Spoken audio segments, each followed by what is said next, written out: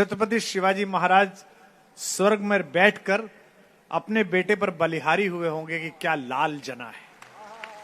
और जिस तरह इस बिटिया ने कविता पढ़ी है और बचपन से हमने वो कहानियां सुनी है, इस बात पर इस लड़की के लिए 1 मिनट ताली बजनी चाहिए कि कोई मराठा जो दर्द महसूस करता वो इस बच्ची ने महसूस किया है। कैसे संभाजी महाराज ने उस संकल्प को द्वारा। आपके दोनों हाथ उठे और एक बार जोरदार तालियां इस बात पर बजाएं। महाकुंभ चल रहा है, आप सब के लिए गौरव के क्षण हैं। मंदिर की प्राण प्रतिष्ठा भी हो गई, ये सब हम हिंदुओं के लिए गौरव के क्षण हैं। लेकिन एक बात आपसे कविता तिवारी कहना चाहती है, इस गर्व तक पहुंचने के लिए जो बलिदान हमने दिए हमें उन्हें नहीं भूलना चाहिए। मैं एक बिल्कुल नई पंक्तियां आप तक पहुंचा रही हूं, बहुत हिम्मत कर रही हूं, लेकिन मुझे डर बिल्कुल नहीं लग रहा है इस नई कविता को पढ़ते हुए, क्योंकि मैं जिस धरती पर खड़े होकर पढ़ रही हूं, यदि यहां आपकी प्रतिक्रिया नहीं आई तो ये विश्वास कीजिएगा मैं कहीं और पढ़ूंगी भी नहीं। मैं पूरे विश्वास के साथ एक कविता, उसकी कुछ पंक्तियां आप तक पहुंचा रही हूं। अभी एक फिल्म रिलीज हुई है, हम इसका कभी प्रचार नहीं करते, लेकिन ऐसी फिल्में देखने अवश्य जाइए जो हमारे इतिहास में परतों में दबा दी गई हैं। उनको यदि कोई फिल्में दिखा रही हैं तो उन तक पहुंचने के लिए आप अपने बच्चों सहित जाइए। हम ये निवेदन कर रहे हैं। एक कविता मैं आप तक ये विश्वास के साथ पहुंचा रही हूं कि कविता तिवारी को आप ऊर्जा नहीं देंगे, मैं आपसे ऊर्जा लेकर जाऊंगी पूरे देश में। इस विश्वास के साथ मैं पढ़ रही हूं। मैं बिल्कुल बिना किसी भूमिका के पंक्तियां समर्पित कर रही हूं। अभी कुछ दिनों बाद छत्रपति शिवाजी महाराज की जयंती हम सब मनाएंगे। उस शेर शिवा के पुत्र पर मैं कुछ पंक्तियां आप तक पहुंचा रही हूं, यदि आप तालियों से आश्वस्त करें। छत्रपति संभाजी महाराज पर मैं कुछ पंक्तियां उनकी अर्चना के लिए पढ़ रही हूं। उनका इतिहास आप सब जानते हैं, मुझे बताने की आवश्यकता नहीं है, लेकिन मैं पूरे देश में घूम घूम कर सिर्फ ये बताऊंगी कि उन्होंने जो 40 दिनों का उनका इतिहास है, जितनी बर्बरता और क्रूरता उनके साथ हुई, उसके बाद भी वो झुके नहीं, धर्म को ऊंचा रखा, देश को ऊंचा रखा। ये जज्बा हम सबको किस प्रकार प्रभावित करता है। मैं सिर्फ 40 दिनों का इतिहास अपनी 10-12 पंक्तियों में पढ़ रही हूं। मुझे एक बार ताली बजाकर एक बार विश्वास दिला दीजिए कि आप सुनेंगे। क्या बात है बिटिया। कल्पना कीजिए, मैं बात यहां से प्रारंभ कर रही हूं। धोखे से बंदी बना लिया कुछ घर के ही गद्दारों ने, धोखे से बंदी बना लिया कुछ घर के ही गद्दारों ने, जंजीरों में था जकड़ लिया उन धूर्त मुगल मक्कारों ने। औरंगजेब ने शर्त रखी, झुकना यदि अंगीकार करो, दे दूंगा राजपाट सारा, इस्लाम अभी स्वीकार करो, इस्लाम अभी स्वीकार करो। इतना सुनकर कवि कलश हंसे, इतना सुनकर कवि कलश हंसे, इतना सुनकर कवि कलश हंसे, बोले किससे सामना पड़ा, पहचानो रावण सभा बीच बजरंग बली का ओज खड़ा, पहचानो रावण सभा बीच बजरंग बली का ओज खड़ा। संकट में हो यदि धर्म कभी, संकट में हो यदि धर्म कभी, तो फिर बेकार जवानी है, बिन खौले शांत बहे रग में वो खून नहीं है पानी। बिन खौले शांत बहे रग में वो खून नहीं है पानी है। सब ओर घेर कर संभा को, सब ओर घेर कर संभा को, फिर शुरू मौत का खेल किया।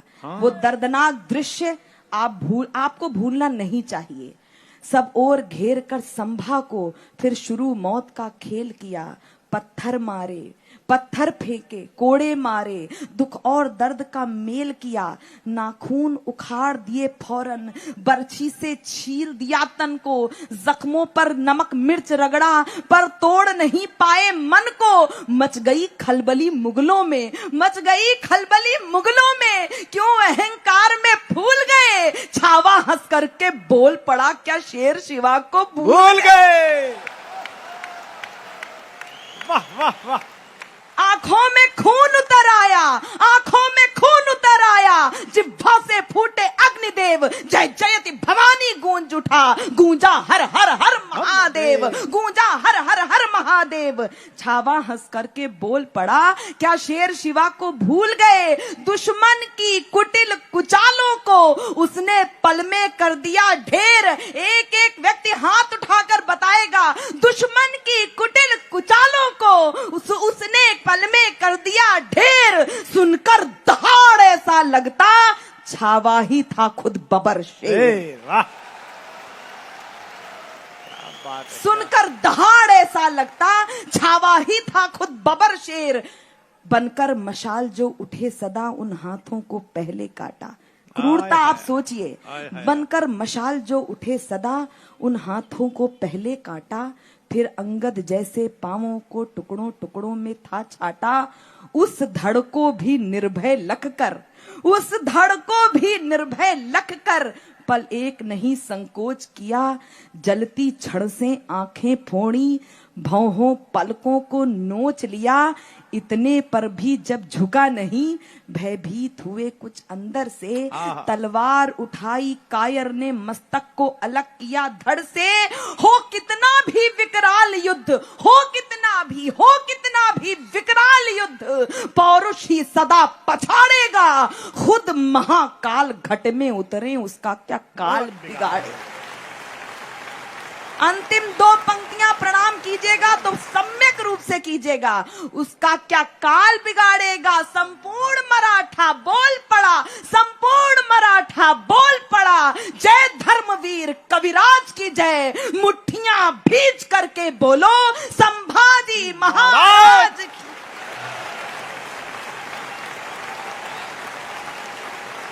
ये जय घोष सुनने के लिए इतनी यात्रा की है।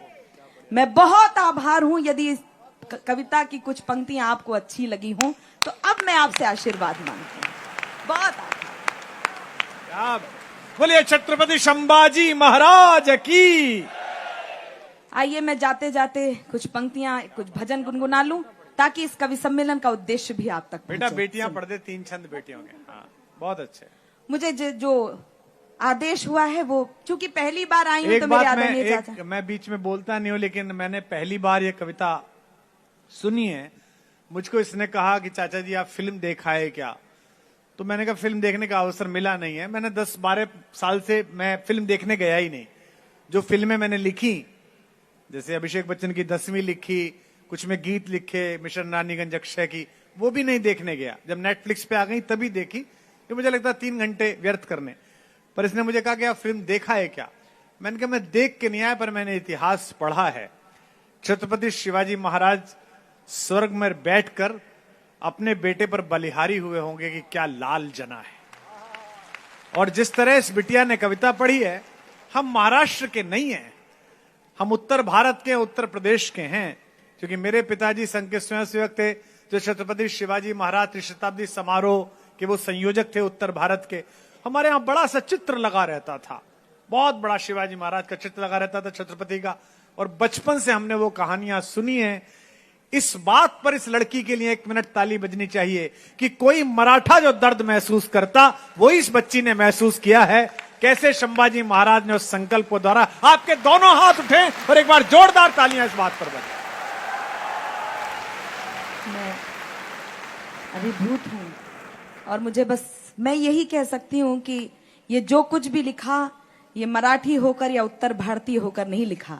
ये इस भावना से लिखा है कि यदि मैं एक मराठा वीर का दर्द, उसका ओज आप तक पहुंचाऊं, तो ये मेरी कृतज्ञता इसलिए भी है क्योंकि आपकी धरती के मोरो पंत के संस्कार हमारी झांसी को बचाने के काम आए थे। तो मुझे ऐसा लगता है कि मुझे भी कुछ पंक्तियां आप तक पहुंचानी चाहिए। मुझे आदेश हुआ है मेरे आदरणीय चाचा की ओर से, मैं उस आदेश का पालन करती हूं। और तमाम बेटियां उपस्थित हैं, बेटियों के तमाम स्वरूप उपस्थित हैं, उन सबको रेखांकित करते हुए कुछ पंक्तियां पढ़कर अपना स्थान ले रही हूं। सुनेगा। क्या बात है। जिम्मेदारियों का बोझ परिवार पे पड़ा तो ऑटो रिक्शा ट्रेन को चलाने लगी बेटियां। क्या बात है बेटा। साहस के साथ अंतरिक्ष तक भेद डाला, युद्धक विमान भी उड़ाने लगी बेटियां। और कितने उदाहरण ढूंढ कर लाऊं, हर क्षेत्र शक्ति आजमाने लगी बेटियां, हर क्षेत्र शक्ति आजमाने लगी बेटियां। बेटियां, वीर की शहादत पे अर्थी को कांधा देके अब शमशान तक जाने लगी बेटियां, अब शमशान तक क्या बात है। जाने लगी बेटियां। घर में बटा के हाथ रहती है माँ के साथ, आहा। पिता की समस्त बाधा हरती हैं बेटियां। कटुवाक्य बोलने से पूर्व सोचती हैं खूब, मन में सहमती हैं डरती हैं बेटियां। बेटे हो उद्दंड भले आपका दुखा दे दिल, कष्ट सह के भी धैर्य धरती हैं बेटियां। प्रश्न ये ज्वलनशील सबके लिए है आज, नित्य प्रति कोख में क्यों मरती हैं बेटियां। बहुत आभार। अंतिम छंद, बहुत बहुत धन्यवाद। अंतिम छंद, ये कविता तिवारी एक एक से प्रश्न पूछ रही है, पंक्तियां समर्पित करती हूँ। स्वागत है बिटिया। ललिता विशाखा राधा रानी बेटी होती नहीं, आहा। ललिता विशाखा राधा रानी बेटी होती नहीं। यशोदा दुलारे नंद नंदन नचाता कौन, आहा। अनुसुईया जैसी बेटी तपसाधिका ना होती। पालने में ब्रह्मा विष्णु रुद्र को झुलाता कौन। जनता जनार्दन बताए एक बात आज, सावित्री ना होती सत्यवान को बचाता कौन। सावित्री ना होती सत्यवान को बचाता कौन। सब कुछ होता पर एक बात सोच लेना, कविता ना होती तो ये कविता सुनाता कौन। वाह।